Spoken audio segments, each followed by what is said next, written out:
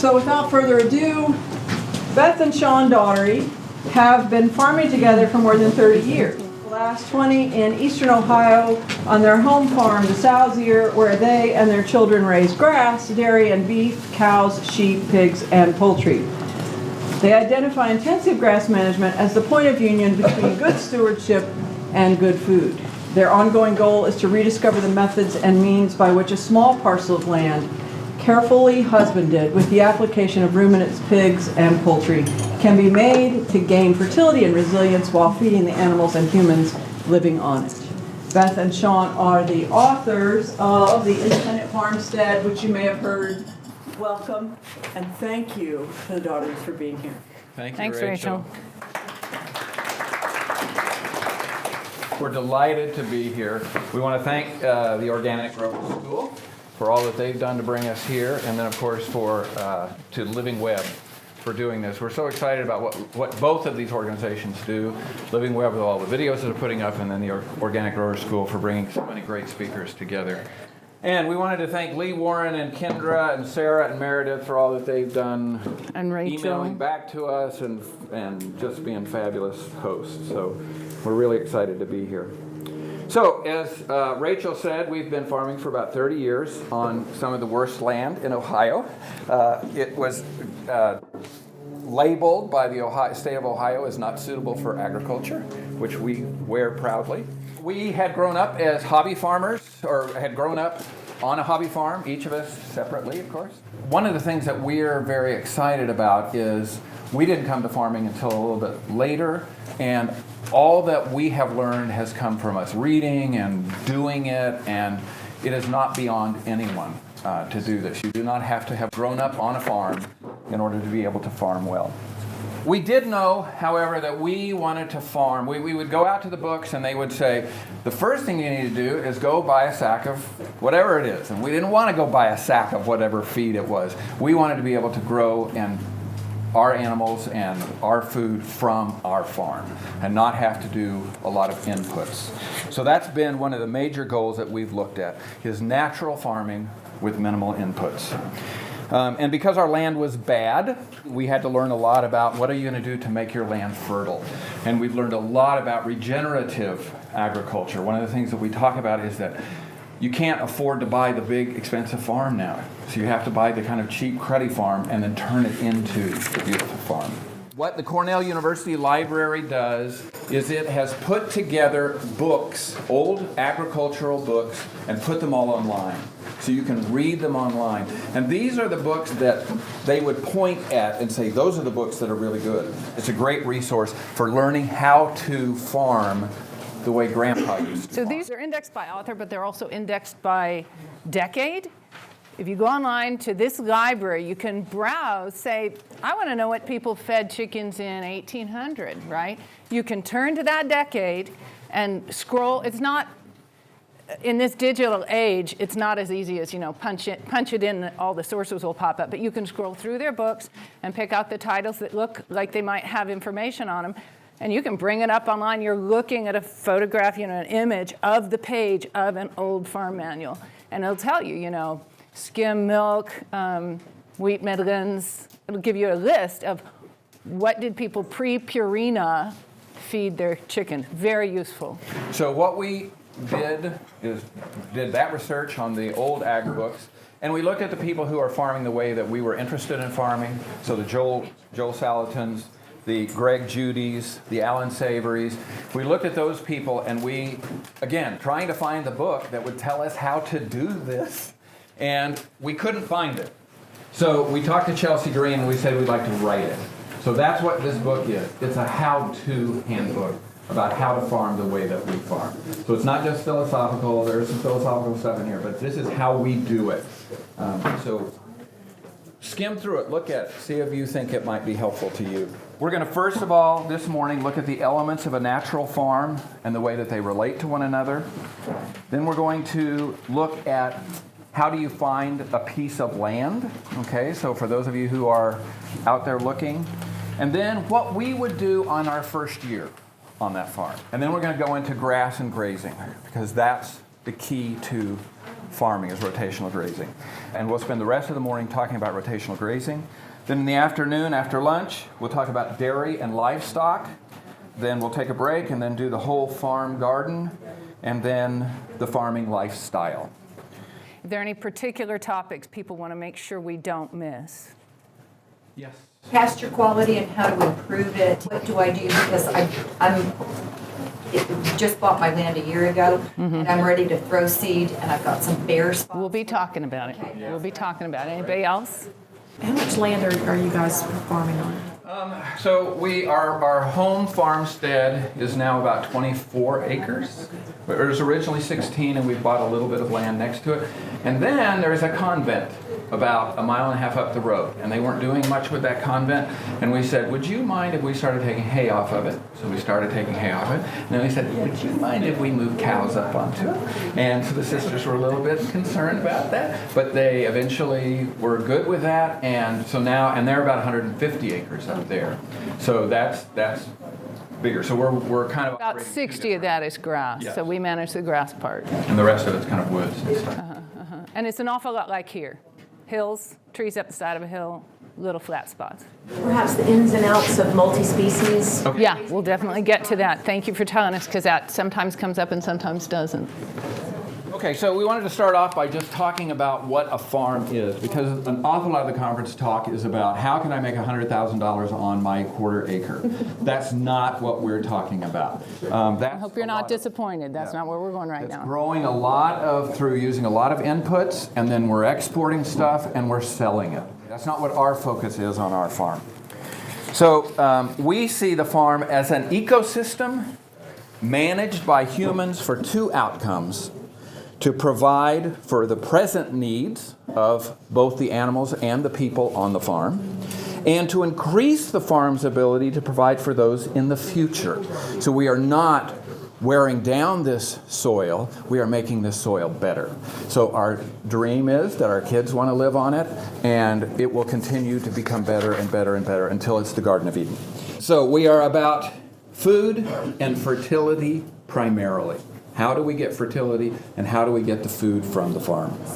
Now, Wendell Berry lists other things that the farm can provide other than just food. Of course, there's food, there's vegetables, dairy, meats, an orchard, fruits, and things like that. But there are lots of other things: fiber, splints for baskets, lumber, clay, gas, oil, there's those things. There's shelter, okay? The home, the outbuildings. There's beauty, solitude, and entertainment. Those are things, too, that if I can find those things on the farm, then I don't have to go off farm to go try and find those. Certainly a lot of education, a lot of skills are developed. Community. We find that our farming community is the community that we want to hang out with. Work, rest, and vacation. Certainly energy. We'd like to do more with water power. We have a couple of creeks, and we're trying to explore that a little bit. Certainly the firewood, that's all that we heat with is wood. And then I wrote a storage place for stuff. Okay, so that's another thing that the farm could potentially do. But one of the things that's important is, again, we're not about making a tremendous amount of money off the farm, but we are about saving a tremendous amount of money that doesn't have to go off farm. So any of these things that I can provide on the farm are things that I used to pay cash for in the city. Okay? I'd have to have a vacation, or I'd have to do education. But maybe I can do those on farm. Now that's cash that I do not any longer need to have. So I'm continually lowering my cash needs. And that's a way of farming. We had a friend who said, the only people who can farm now are the rich people, because it's just a sinkhole. We don't see the farm as a sinkhole. We see it as this incredible resource of things that we don't have to spend cash for. Sir Albert Howard, who was an Englishman back in the 1920s, 30s, 40s, who was in a position to do a lot of farming all over the world, is often named as the father of organic farming. So you're going to hear him referenced a lot when you get out there and get into organic farming. He looked at farming and he said, farming kind of exists on a spectrum. And at one end of the spectrum is sort of the natural ecosystem, like the prairie or the forest floor. And it operates on, the only inputs it operates on are sunlight, falling 12 hours a day, and rainfall. It's got no other inputs. So when a human being farms in that model, he's looking at farming with the fewest number of imports as possible. At the other end, which is where we are in the 21st century, a farm is a piece of ground onto which we bring imports. We have a means of converting them, plants or animals, and then we export those inputs. So like on a CAFO, I bring in pigs, I bring in feed, I feed them, I export the pigs, and I get money back. That cash generated has to be enough to pay for my expenses as a human being and my expenses as a farmer. That kind of farming overrides the ecosystem in favor of factory production. It's completely dependent on that cash economy. As long as I have income coming in that's equal to what my needs are, I'm fine. But the minute my costs go up or my market drops, I'm in trouble. It doesn't have any reference to natural fertility over time. It's not looking at how do I increase the energy stored in this piece of land so that I can go forward in the future. When we farm in the model of the natural system, we're going to operate on sunlight and rainfall with a minimal need of imports or cash generating export, although everything we're talking about today can then be applied to a cash producing system. Once we figure out how to stop up the holes where we're bleeding fertility, we're bringing in unnecessary exports, we can start making money off of our farm because the money isn't all leaving. Success then on that kind of farm is when we meet the greatest number of needs from the farm that we can and reduce the need for cash on this farm so that the cash that we do have is at our discretion to spend as opposed to automatically going out the door for the feed bill and the fertilizer bill and the fuel bill.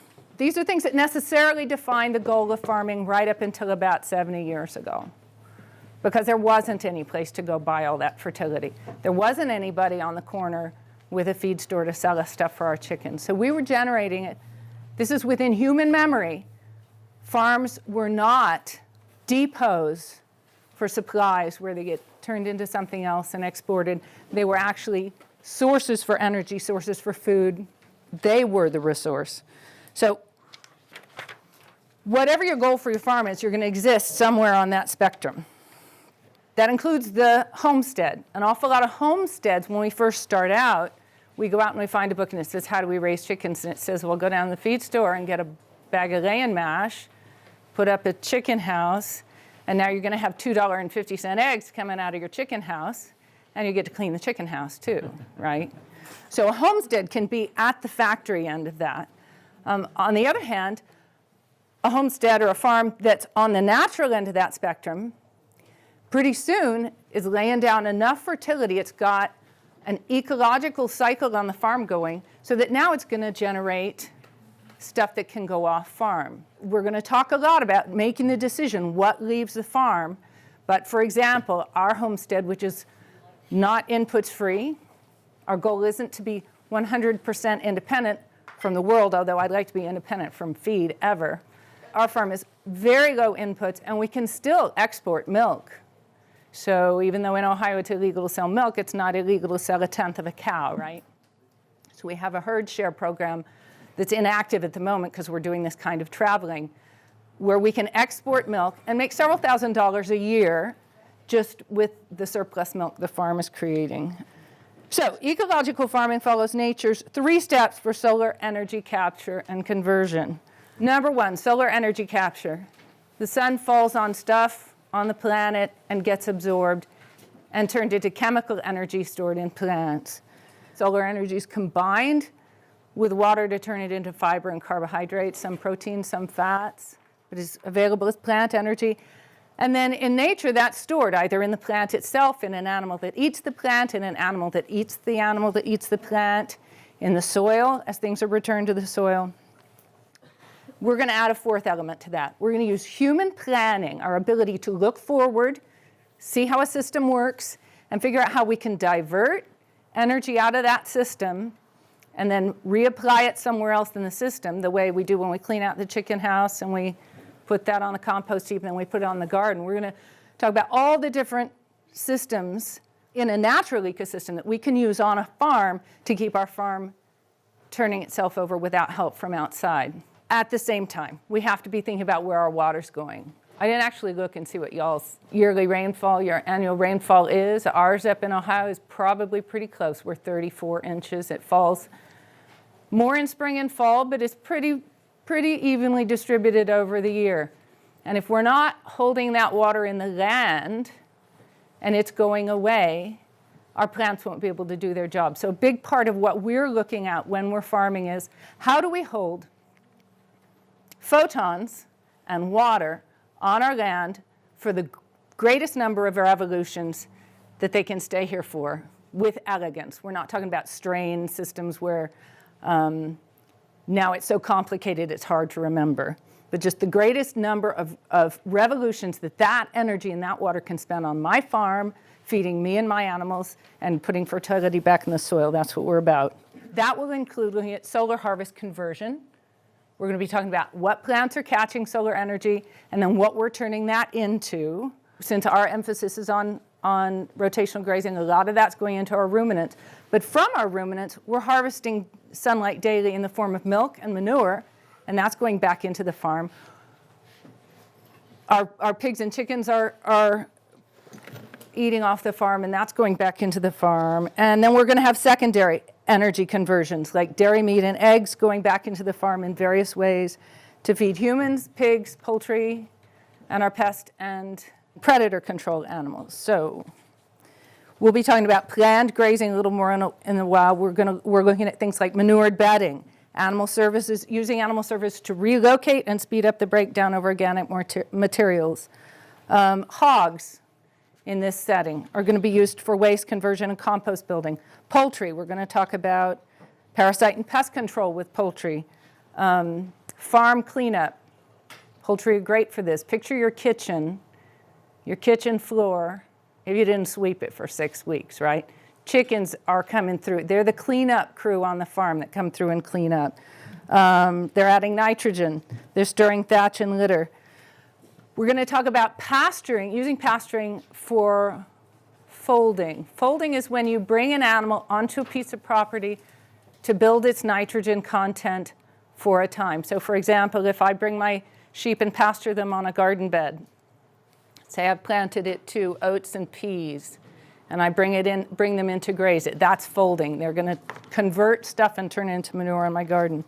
We'll talk about green manures and legumes and cover crops. Composting, including human manure management, which we are not good at, but we're studying about, so we'll pass that on to you. We're going to talk about something we call ecodynamics, improving the flow of energy on the farm so that things are where they need to be when I need them, like putting my compost bins above my garden so that any leach nutrients are washing down into my garden, and when I have to move compost, it's downhill to my garden. Everything then that we're going to talk about during the day is going to be helping you to look at your land and figure out what it's saying to you and how these principles apply to the land you're working from. What's uphill on your land? Where does water collect on my land?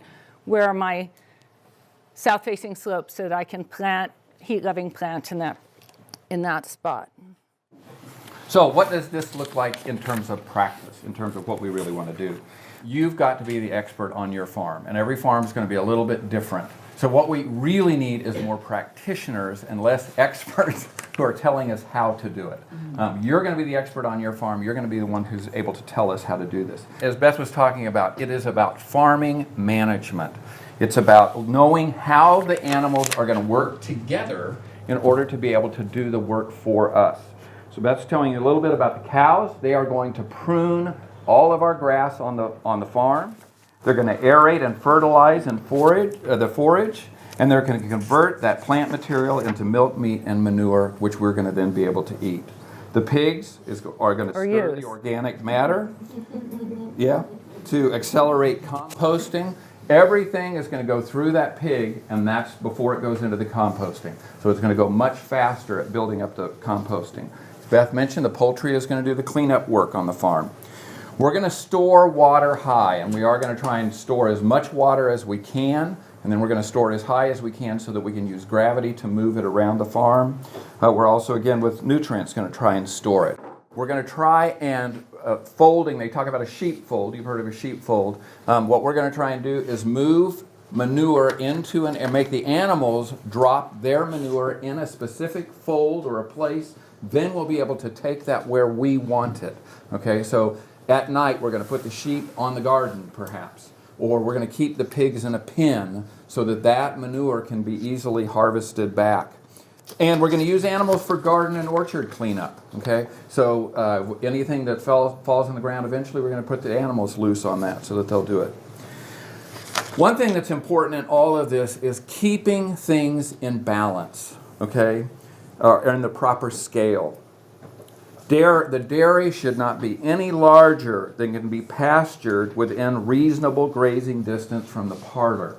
So we don't want to have to go to the back South 40 in order to bring the cows in. So we're only going to graze those lactating cows around the dairy. Now, what we're going to do is we're going to put up a second dairy barn. Now, for most people, a second dairy barn, how in the world can you do that? Well, we hand milk. So it's very easy. We don't have to have all the tubes. We don't have to have all the, all the infrastructure that's normally in there. So we're talking about a second shed. And that way we can use the front shed or the back shed when we're doing dairy, and we don't have to run the cows all the way from the back part to the front. What we're trying to just quickly pass over here is some of the elements of farm planning that the rest of the day is going to be about. And the comment about cattle.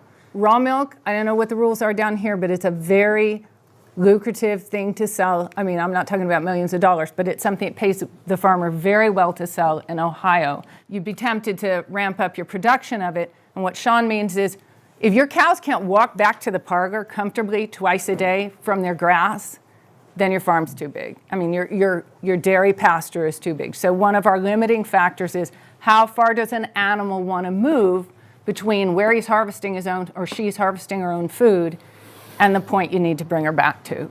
And poultry. So there's a lot of people who say, with all of this, one of the things that the conventional farming would do is say, okay, well, I want to make a lot of money, so I'm going to bring in a bunch of pigs, or I'm going to bring in a bunch of chickens, or I'm going to bring in a bunch of dairy cows, and I'm going to just get as much as I can from them. We're saying, no, this is about the farm, okay? So we're going to get things that match this farm. So right now we're milking 2 cows. Okay, and that's providing us plenty of milk for our family, and we're going to talk about all the other things that milk does, but that's all that we need is the 2 cows. So we don't have to do. At one time we did a herd share, we were up to 6 cows. Okay, so we've never been 60 cows, we've never been 2 million cows. Some of these dairies now are huge, and they have all kinds of problems that are associated with that we don't have on our little 2 cow. We have no mastitis. We have none of those problems on the farm. I would say the same thing with poultry, okay? You may not need to have tons of chickens, okay? You want to have enough chickens that we would say everybody, so this couple that we met here, they've got a 1 acre little place. You need to have at least 2 chickens, okay? Because those chickens should be eating everything that's coming off your kitchen table. I think every balcony on every apartment in New York City ought to have, a chicken coop there with as many chickens as there are living in the apartment, because that would be about enough waste to support those chickens without added feed. Now, if I'm having my chickens follow my cows, and Joel Salatin has a wonderful model of how that happens, and he has them travel after the cows 3 days later, because that gives the flies enough time to develop into worms, and then the chickens eat the worms. It's a really neat system, okay? If you're then you need to have more chickens. But if you're not doing that, and one of the big things we're doing right now is we've got them in movable tractors, and we're moving them on the garden. Every day we're moving these chickens on the garden, and they're dropping their manure into it.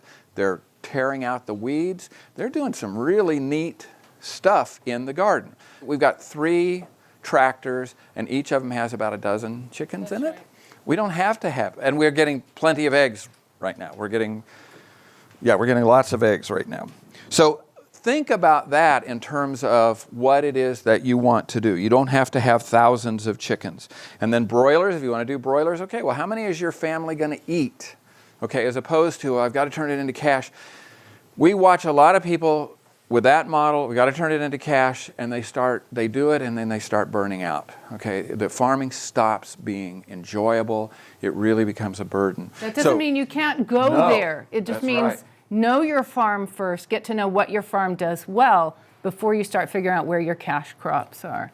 With the other issue with broilers, as we're talking about keeping things in the right balance, the other issue with broilers is when you're bringing broilers on, you're bringing feed on for them to eat, and they're doing you a big favor by converting that into nitrogen and putting it into your land.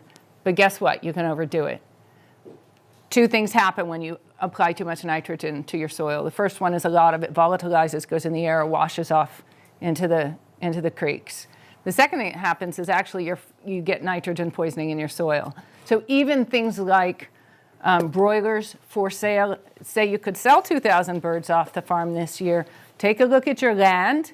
It's worthwhile getting your soil tested. You may find, yes, but my soil can't afford to have that much nitrogen added to it. So these are all things that we're going to come to in making decisions about what kind of balance is going to work on your land. And pigs, we see pigs as piggy banks, in the sense of they are taking what is surplus on the farm and turning it into bacon and meat and things like that, which is great. But we are not buying pigs to raise for pork. We're buying pigs because we have this surplus. And we wait until we have the surplus until we buy the pigs. So we're not giving them pig feed and spending tons of money on that. We're saying, okay, we've got a cow now. The cow is giving us milk, but now we're making butter and cheese, and there is whey that's left over from that. Okay, now we've got the surplus that could raise a pig. Okay, so pigs are about surplus, and they turn it into pork chop, and they turn it into bacon, and they're also our composting. So we keep our pigs penned so that we are collecting all of the compost that comes from them. So we want our animals to serve, and animals are not just meat. They all have a job. As soon as we run out of that surplus, we butcher the pigs. Okay? And then we get new pigs when that surplus, or when we anticipate, okay, the garden's going to start coming in, we're going to start needing something to eat that stuff up. So it could go straight into the compost. Much better if it goes through a pig first and then turns into compost. We're trying to cover several topics here having to do with farms as ecosystems, and therefore, I love the name of this place, Living Web. Therefore, all the different ways that the different animals, plants, soil, sunlight, water on your farm, air, interact, pass through one another, make as many cycles as possible to keep the energy on the farm as long as possible, and then generate food, fertility, for the farm animals, for the farm plants, and then some to leave the farm. We're all in various ways interested in the question of what does a sustainable farm, a sustainable agriculture look like in the future.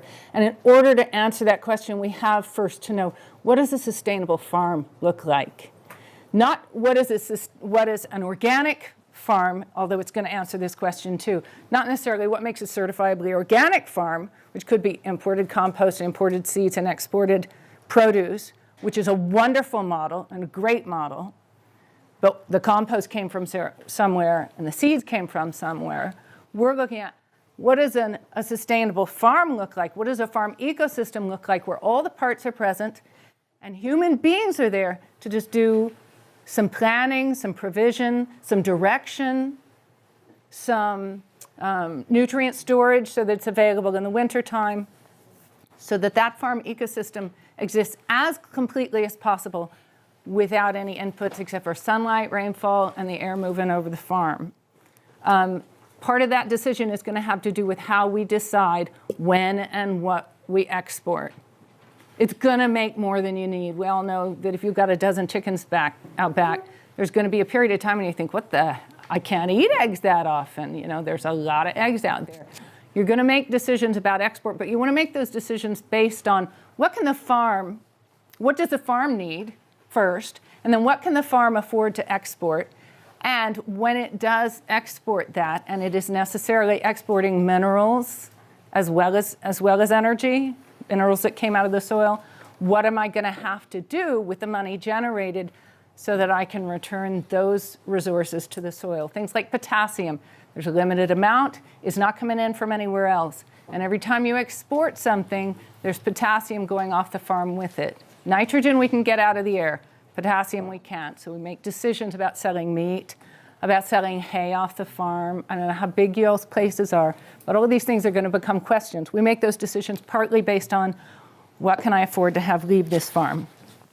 Most of us can't afford the perfect farm, okay? It's out there. We have in our minds kind of a picture of what that farm is. It's got the beautiful cows on it, and it's got a barn on it, and it's got a granary on it, and it's got all those kinds of stuff on it.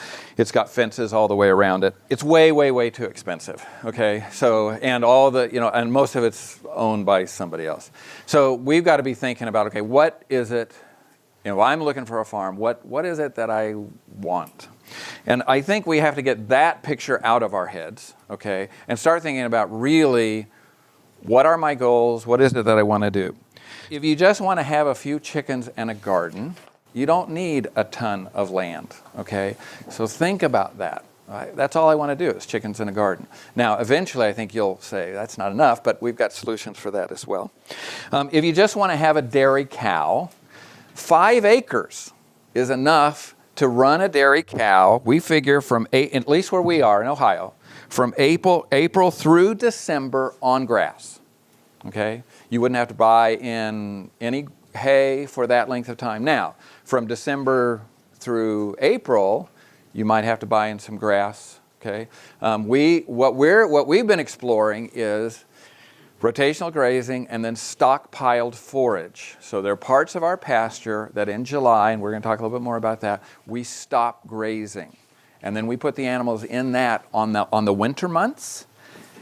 So we had 3 weeks, 2 weeks. A couple of weeks when there was so much when there was ice on the ice ground, we were that they feeding can't hay. get through. We are not feeding hay. They are on stockpiled forage, and they're on stockpiled forage right now. Unless okay? the Lord postpones spring, we will make it to spring on stockpiled forage. Right, with no hay. Okay, so there are ways around this thing. And again, we're trying to eliminate the inputs. That was another thing. Okay, as we go through here, I forgot to mention, please ask questions. Okay, do not hesitate to ask questions. So you said 5 acres is enough to feed this cow.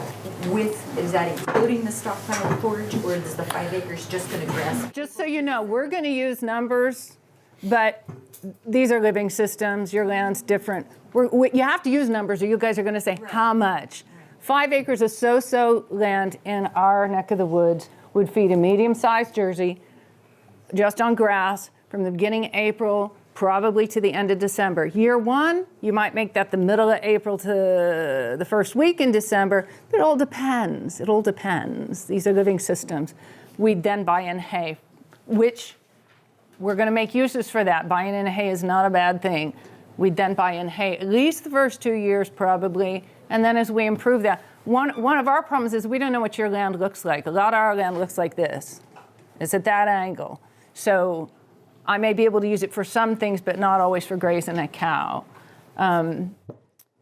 Probably after 2 years of really good grazing, 5 acres might carry that medium-sized dairy cow all the way through. Maybe, yeah, yes. If you start stockpiling in July, Yes. what about the grass that seeds out and loses quality? We'll be talking about it. Yeah. We'll be talking about We're it. finding that's not really been... What I'm stopping in July on that land, I'll get to this, but I'm just going to tell you, I'm not holding grass that was mature in July. I'm grazing, starting in July, as I pass over the pasture, and I'm grazing that off. What grows back is going to be ungrazed in September, October, November. It's going to sit there while I graze the other half of the farm, and then it'll be there mature, but it's because of when I've stopped, it stopped growing while it's still in a palatable stage. And it's not so high carb, it's not so lignous that it's not good food. Joel talks about trying to get your animals on the grass in their teenage years, okay? Grass is teenage. Grass is teenage years, yeah. So that you can't, if the grass is too short, that's bad. That's going to be really bad. And then he talks about if it's over mature.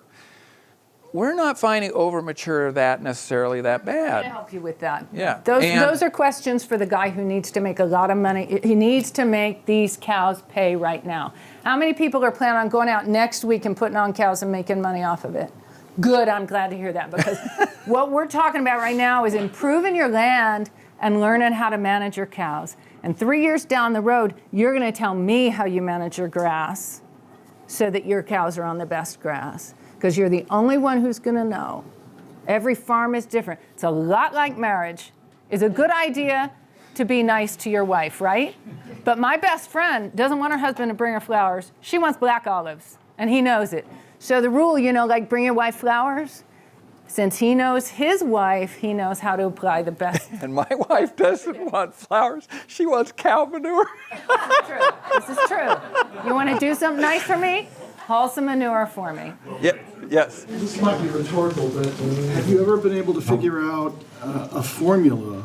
10 people, how much land, how many animals, half of them are vegetarians. That's complicated, and you obviously know it.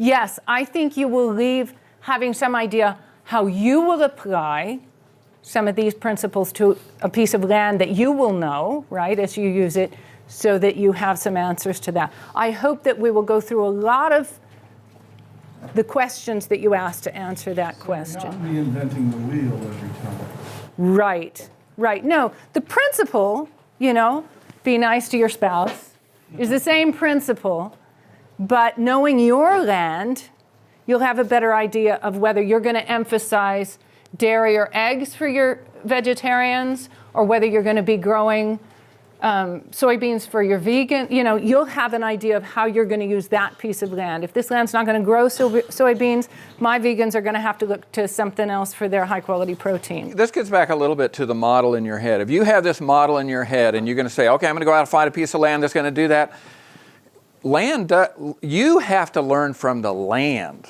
and learn what that land's going to do best before you start trying to make that land do what it does. The people who are plowing up all this land and turning it into corn probably would be better off with pasture. Joel Salatin makes some really good defenses for that land ought to be in pasture, and it would be better for the cows, and it would be better for us, and it would be better for everything. But that's not his model that's in his head. His model is that, and just like my friend at the Thrifty, he said, if I had grass like that, I'd plow it all up and I'd turn it into alfalfa. That's the model he has in his head, and it has nothing to do with the land. And that's unfortunate, because we really have to learn from our land. One of the things that's very good is that we settled in Appalachia, where you can't do that. You can't plow it all the way up. You have to learn to work with it, and that's been a great education for us. And our landscape looks a lot like yours. I'm willing to admit yours is prettier, but not by a big margin. And otherwise, it's a lot like yours. You're having to figure out how to use 20 different micro ecosystems in a 5-acre plot. South-facing, north-facing, steep, flat, wet, dry, rocky soil, sandy soil, clay soil. And there's some huge possibilities with that. You're actually better off than if you just had one sort of neutral microecosystem. There was a question back here. What do you mean exactly by stockpiled? Stockpiled forage is, It's mature grass, it's not over mature, that I'm going to leave it's hay that I didn't cut, that's what it is. It's fall hay, fall-grown hay that I didn't cut. Since I know we're going to come to a section on that, I'm going to stop there. But as we move forward, that'll be the picture in your head is fall hay I didn't cut. I used to cut hay. We used to have a baler and we cut hay. Oh my gosh. It was always breaking down, and there was this problem and that problem. You know what we do? We buy our hay in now. And we buy enough hay so that if we don't have enough stockpiled forage, the pasture set aside for the winter months, if we don't have enough, then I've got hay as backup. And we've got a lot of hay left over this winter. So we're very excited. Okay, because the stockpile forage did well for us. But part of what that is this balancing thing. At the end of the fall, as we were heading into it, we got rid of several of our cows, knowing that it wasn't going to, what we were looking at the stockpile forage wasn't going to cover all that we wanted to do. Let's get rid of some cows. Every fall we have to look at, since animals reproduce, we'll talk about how every fall in order to keep that living web, I'll borrow the term, working on our farm, we have to, that's one of our exports, right? We're selling animals off the farm so that the farm is in balance with what it produces. Okay, so we're back to the land that you want to be looking for, okay? So first of all, think about what your goals are. You don't have to have, my goal was 160 acres and so on and so. I'm glad that we didn't end up with that, okay? We ended up with a valley, a few acres, and it has been perfect for us. So God was very good to us.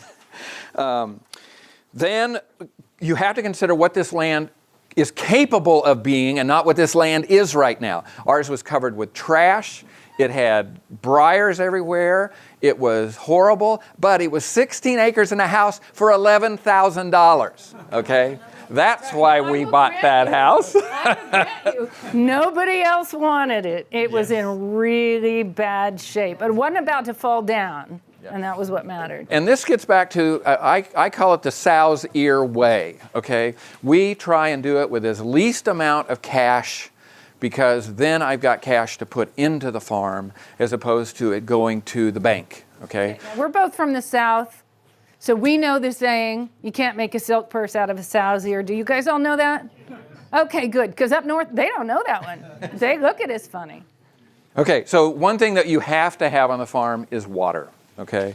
So as you're looking at land, you've got to be able to have water or figure out how to get water, and that becomes a real consideration.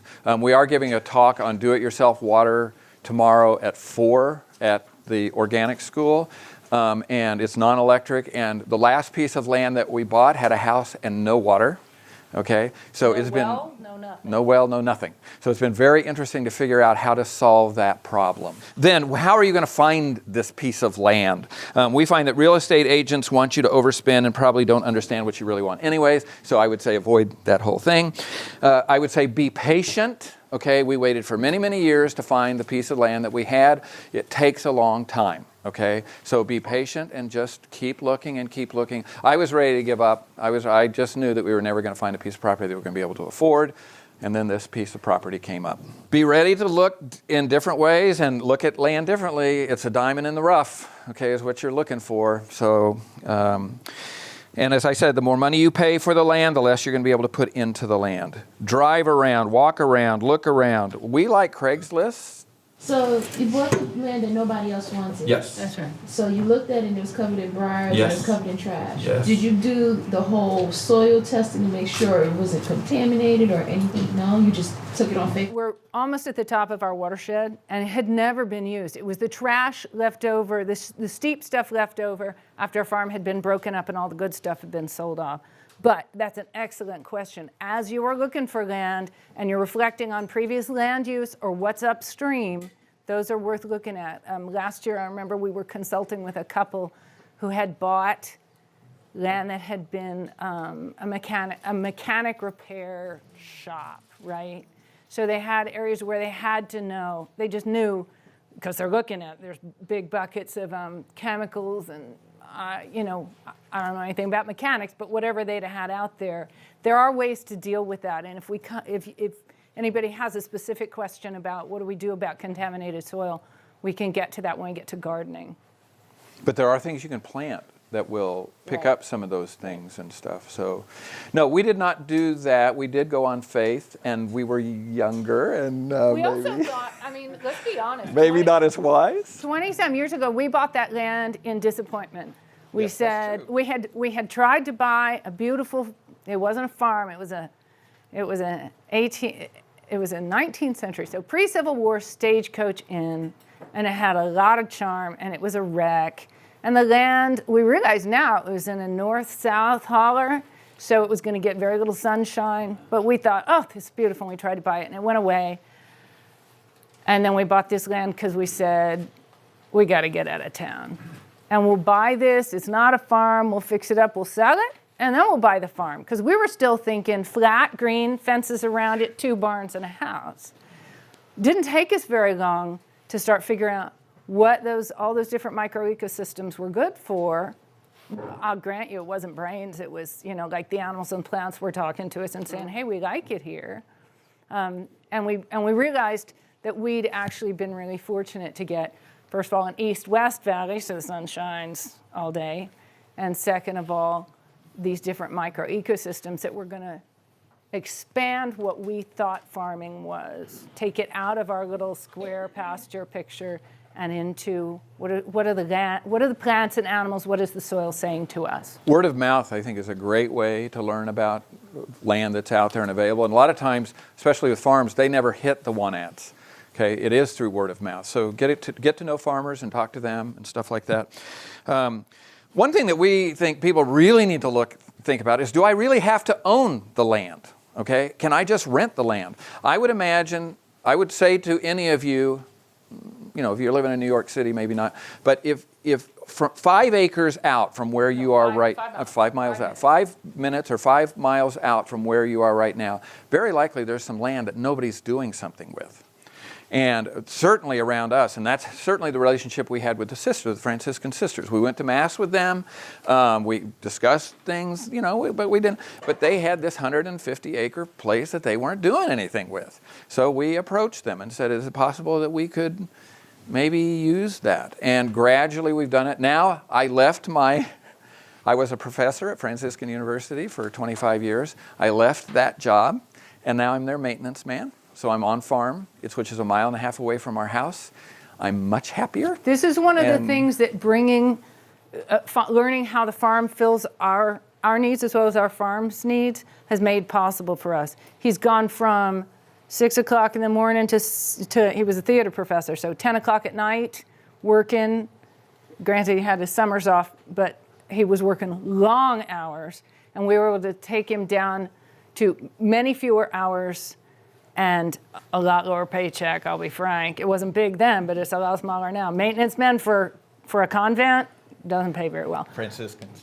But it meets our needs. Yeah, Franciscans, they're committed to poverty. But it meets our needs because almost everything we eat, almost everything, our fuel, most of our needs come off that farm. We can build a fence without leaving the farm.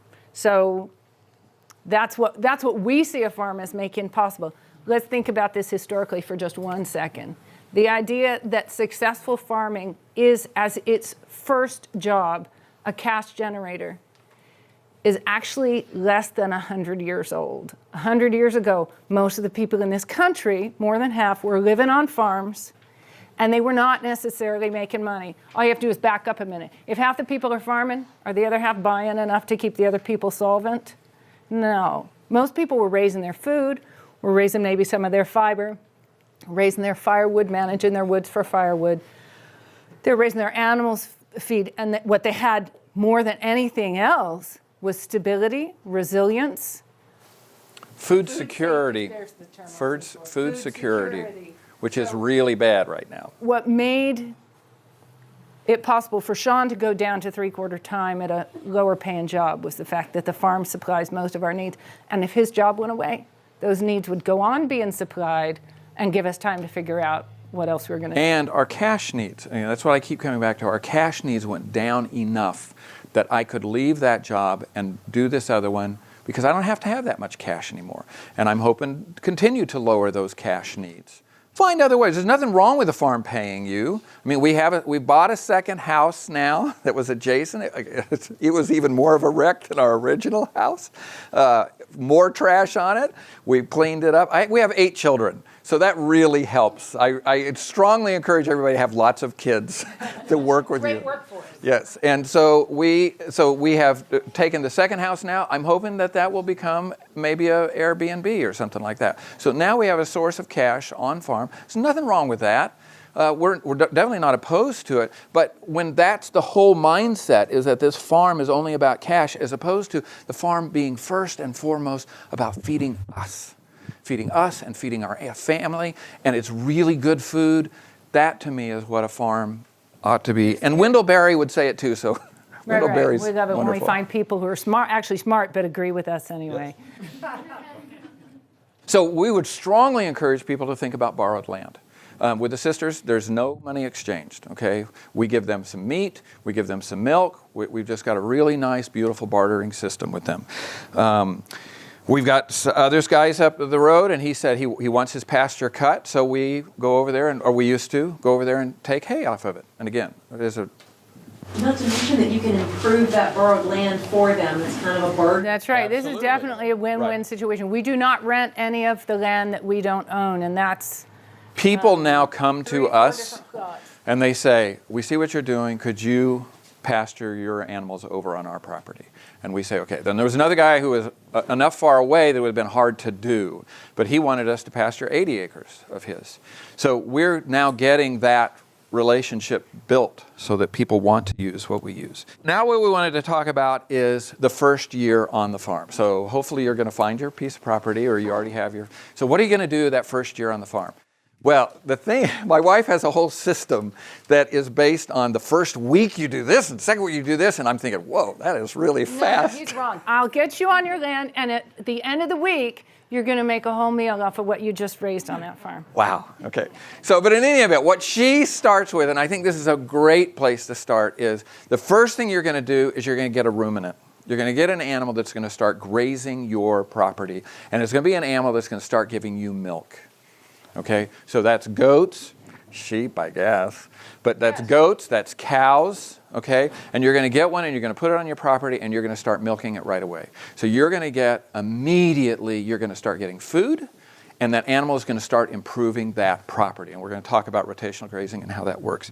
So that's day one that you're going to do that. One of the things that's really important is, we'll talk a little bit more about this later, is you have to match your animal to your farm, okay? So you can't just put a cow on a bunch of briars. That's not going to work. But any forage that you have on your property, we just discovered that with our new piece of property. It had Japanese knotweed. Do you guys know what Japanese knotweed or riverweed? Huge. 10 feet tall. I mean, it was unbelievable. It's like, what in the world are we going to do with it? The sheep love it. And they just devoured it, ate it down. And so now what we're doing is we're bringing the sheep back on it more often than we would with grass, because we want to kill it.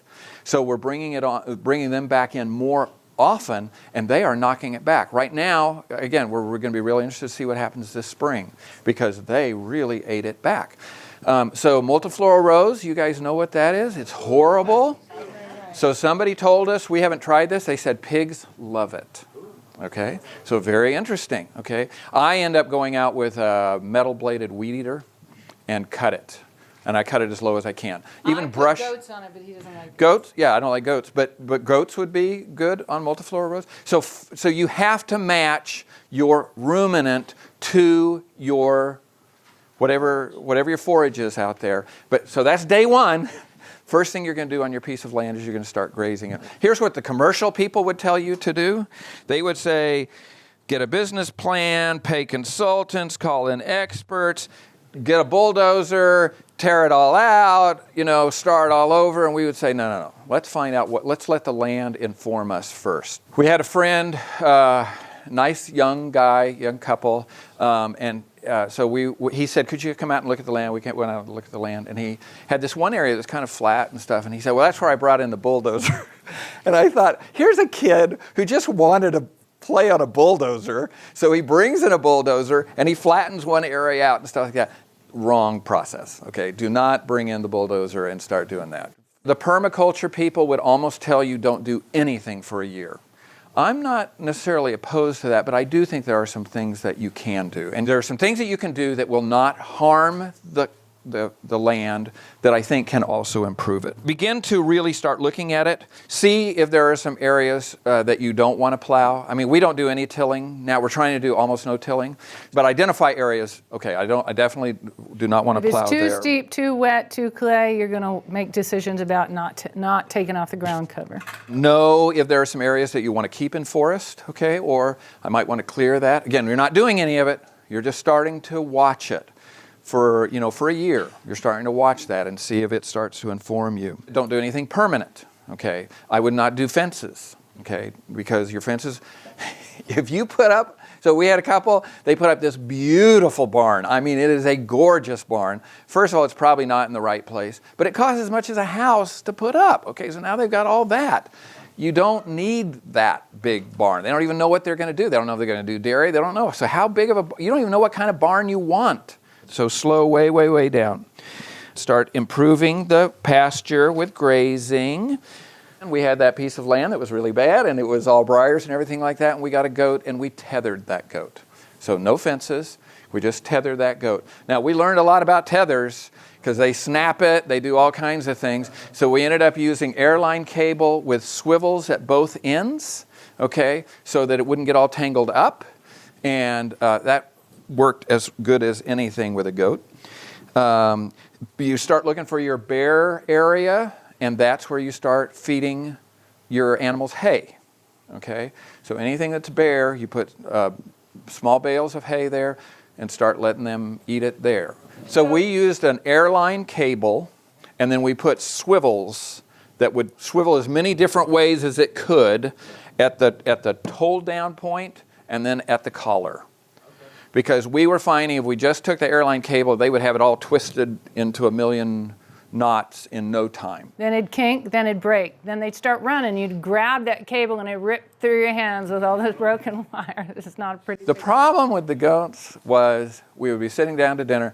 Goats are out. We'd all have to leave the dinner table and go put the goats away. Love goats. And the goats immediately are going to eat whatever fruit trees you have. So, yes. Well, I was told that the fencing for goats, as long as it held water, it would hold. Yes, that's right. Absolutely. That's right. We're going to be kinder to goats when we come to grazing. Did you have a question? Just a subject. Are you going to compare and contrast your milking animals, pros and cons of each one? Right. Yeah. We will be touching on those. You might remind me when we get there if there's a specific question. After lunch, we're going to go to dairy and all livestock, and then we'll go to that. Right. We'll talk about those. What they're for, what they eat, what you do with it. With water, we would encourage you to come to the talk tomorrow afternoon at 4, where we go into a lot of the different things that we talked about. But you've got to start thinking about where I could collect water, how I could collect water. Do I have water on this farm? It's really important. Where's my moving water? Can I move water? We end up, oftentimes you have to collect it low, but then you've got to get it high. And so how am I going to move it up high? You're also looking for wet spots. So it could be a spring or a seep, perhaps, that you can then turn into something that will give you water all year round. A spring, is where water hits the ground. A seep is just where water's coming in, but really, really slowly. And so we do French drains and catch all that. Even this much or less water, what we do is we collect our water in IBCs, which are those big plastic things out there. This much will fill up an IBC overnight. He's got a big pinky. I got a little pinky. So less than that flow. This is your water coming out. Smaller than a pencil. That's a lot of water. If you can start catching that, you're good to go for several acres worth of growing stuff and raising animals. But you need to figure out, if you want a sustainable farm, you need to figure out where's the water on this farm, where's it coming from, how do I catch it, and hold it for the most revolutions on the farm before it leaves. So Sean's been going over things that we can do in the first year without committing ourselves to a plan of action where now we have money in the game. Now we have a psychological or an emotional commitment to a course of action on this land that maybe 2 years down the road we're going to find it's not, the game isn't worth the candle. It's not worth doing this thing, managing this land in this way to pay me back either in food, in fuel, or in exports. So one of the things you can do, Sean's listed a few, like catching water, figuring out which spots you're not going to plow, which spots you're going to leave in trees. One of the things you can safely do is go out there and start looking at garden sites. We would encourage people in Appalachia to think not in terms of one garden site, but multiple garden sites, partly because we have a lot of different micro ecosystems, little microclimates in Appalachia, and we can take advantage of them with small gardens in different settings to grow water-loving crops, heat-loving crops, orchards on a north-facing slope so they don't blossom too early in the year, that sort of thing. But you can go out and start thinking, where are my gardens going to go? And first year, without making any commitments like putting in 6-foot-high deer fence or building your garden shed in a specific spot or installing expensive permanent raised beds. You can go out and start gardening small areas, layering organic matter anywhere you're planning on putting a garden. We don't stick to any one school of gardening, but I like to reference a lot. I don't particularly like the name lasagna gardening, but the principle behind that, the sort of, if you read the book Gaia's Garden, they give a really good example of how you're G-A-I-A, Gaia's Garden. I think it's a Chelsea Green Press publishing book. It's been around for quite a while. It's got some great principles articulated in a way that a small-scale person or person who's not an expert can look at them and apply them to his or her own land. So as you're looking for, as you're moving onto a piece of land, and it's feeding you already because the first thing you did is got yourself a lactating ruminant. And if you got it in the morning, it fed you the night of the day you got it. So now we're eating from our land, we're living on our land, but we're letting it instruct us for that first 12 months so that we can figure out, for example, that seep in the woods, that place where it's always wet.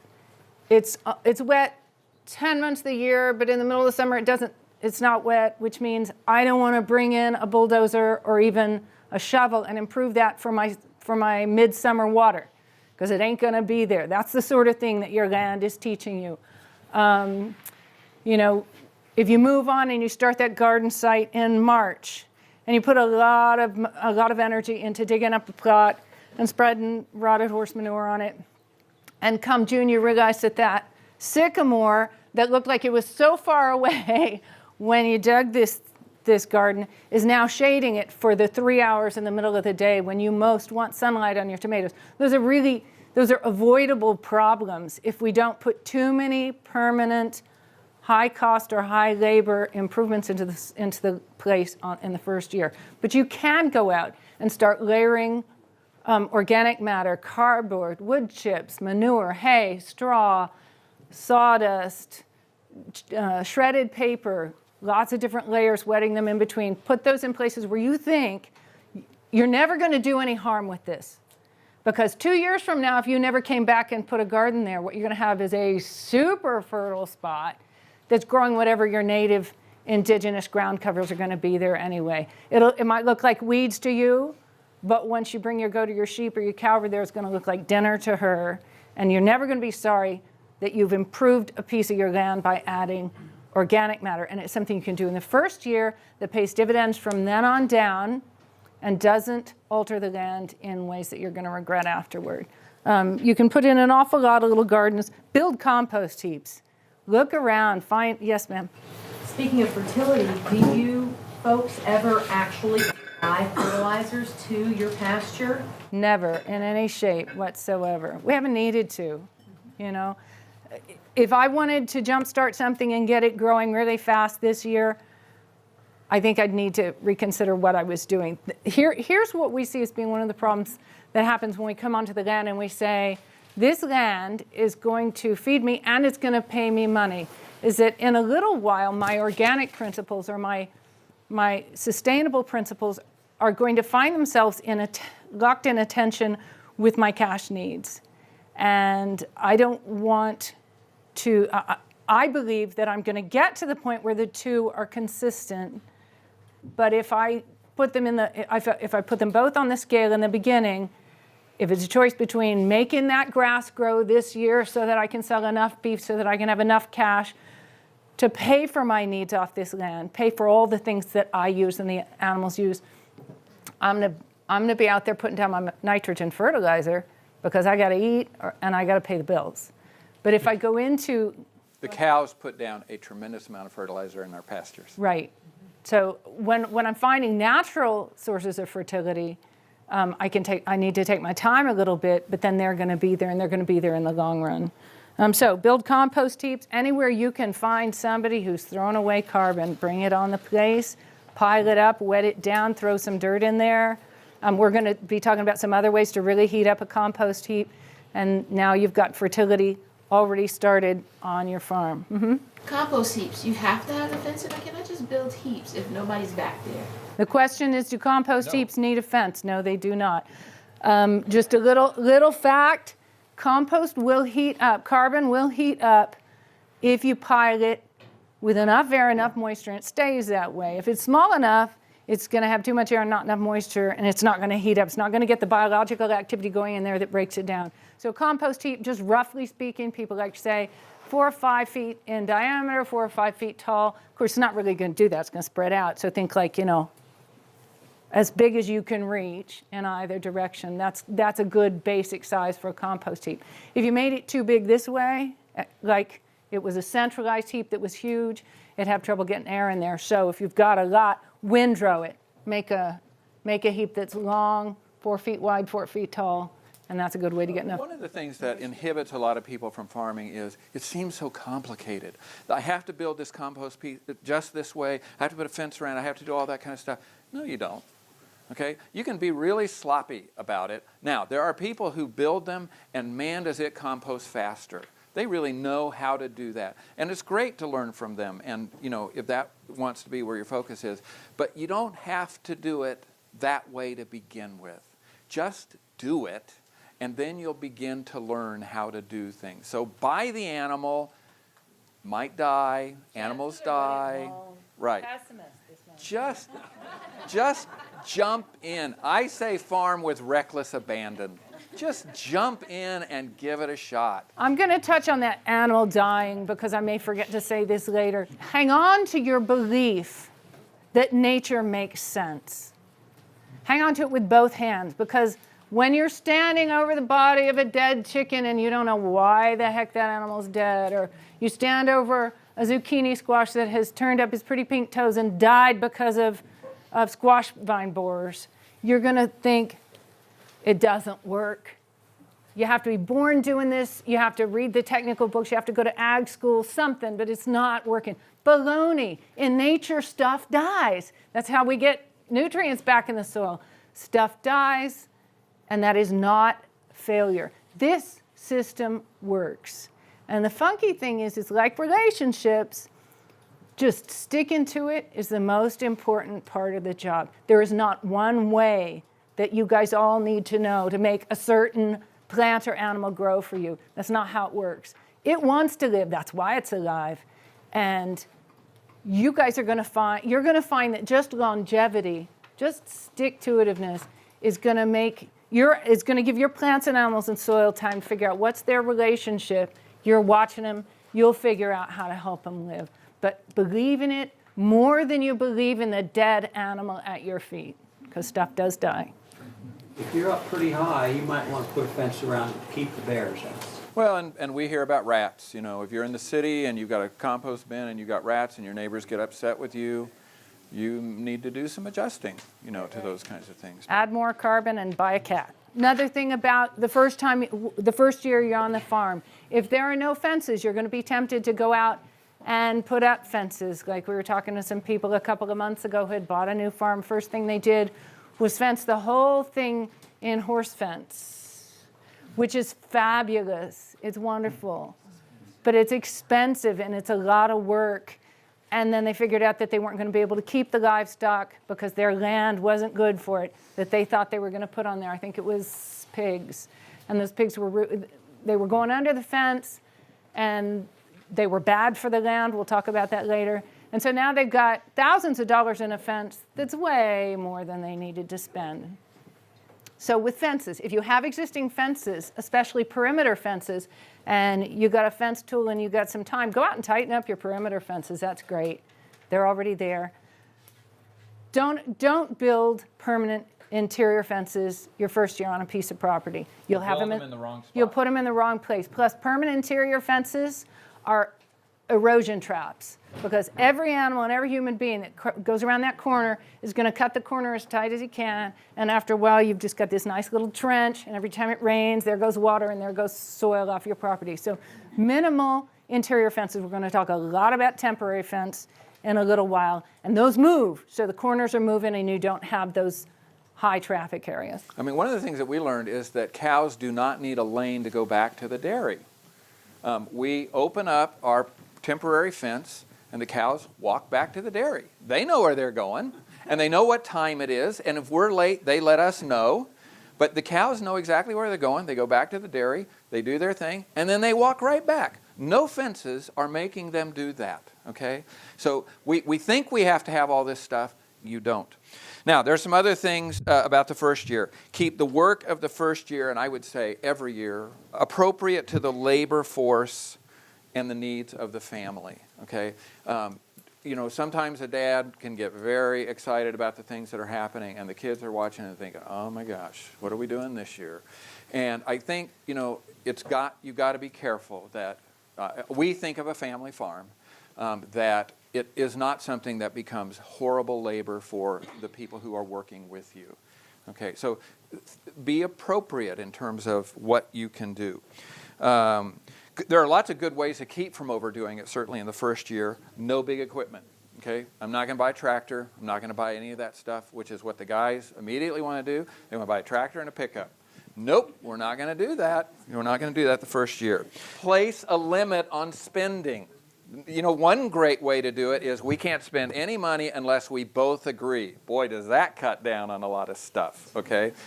No single-use equipment, okay? If it just does one thing, can't do it. Can't buy that equipment. Get really emotionally attached to a plan if you've got a few $1,000s behind it too. You hate to say to yourself, well, that was a waste of money. So you keep going down a blind alley that you should never have gotten into because you're emotionally committed to it. You know, I think it's really good to stay away from Tractor Supply, stay away from all those places. If you buy everything on garage sales or Craigslist, boy, does that eliminate a lot of things, because you look and you look and you look, well, that's too expensive, and finally you find it. And by the time you found it, you discovered, I didn't really need that piece of equipment. Right, right. One of three things usually happens with a need if you can put it off. The need goes away, the solution shows up without you buying it, or you find out that it wasn't actually a problem, it was actually a benefit, and you'd have done something to wipe it out and never learned how handy it was if you'd had the money and the impulse spending to go out and just fix the problem right away. No major buildings. Okay, we're not going to go out there. We're not going to immediately build a barn. We're not going to do that. We're going to hold off on all of that. And anything that we do feel like we really need to build, we're going to build with recycled materials. Okay, or material that we find on the farm. Whatever you build, just like my dad and mom, they built the house out on the farm. The day that they had it open, they said, I wish I had done this another way. Okay, so it doesn't matter. Whatever you build, you're only going to want to redesign it on the first day. Okay, so don't, and build with that in mind, in the sense of I can pull this apart and redo it because as I find how it works best for me. We milked in all kinds of, so you can milk out on the field, okay? You can actually go out to your animal and hold it, and you can milk it out there in the field. But we milked under a temporary carport. We milked under grapevine leaves one time. Very buggy and damp, I don't recommend it. We have milked under a whole lot of things. So an old shed that what used to be the chicken house, we milked in that for a little bit. Okay, so you can milk in a variety of different things. It's best if it's kind of keeping the rain off. No pasture seeding the first year, okay? And in fact, we don't pasture seed at all. We are allowing the natural seed bank. And people are saying that when you do rotational grazing, they are finding plants that they didn't know existed in the area that they thought had been eradicated 50 years ago. They're finding those plants coming back. So the seed bank is there. It's waiting for good rotational grazing to make it happen. So no pasture seeding. Only as much garden as you will take care of. And I would say that we kind of tend to err in that way, that we put in more garden and then it becomes weedy and then we have all those problems. It's much better just do as much as you think you're really going to use. No fertilizers. We don't do any fertilizers at all, not even Miracle-Gro or any of that kind of stuff. No orchard or berry canes the first year. Hold off on those. You've got to find out where they grow. The other thing is find out where canes and briars grow naturally, and maybe that's the place where your berry canes might go. Yeah, keep all improvements temporary or portable that first year. Especially when you're on borrowed land. Yes. And we're really encouraging people to think outside of the limits of the land they hold title to the neighbor's field that they're not using, to that orchard down the road that nobody takes care of. and I can now, I'm going to ask if I can graze my sheep under there and then harvest apples later. Your improvements there need to be something that you can jack up and take with you whenever they don't like you. So this is a good way to keep your expenditures in the first year small. Think portable. Think this might have to travel with me. Okay, so we're coming to the end of the first unit, okay? So we're going to take a quick break, but we wanted to mention these takeaways, okay? First of all, start saving money by buying cheap land or using somebody else's land. So that would be the first thing. Second, start eating off the land from day one. Get that ruminant and start milking her. And 3, minimize what you do until the land informs you what it is and what it's going to do best, okay? So those would be the 3 takeaways. We can take some questions, but we'll take a 15-minute break at this point.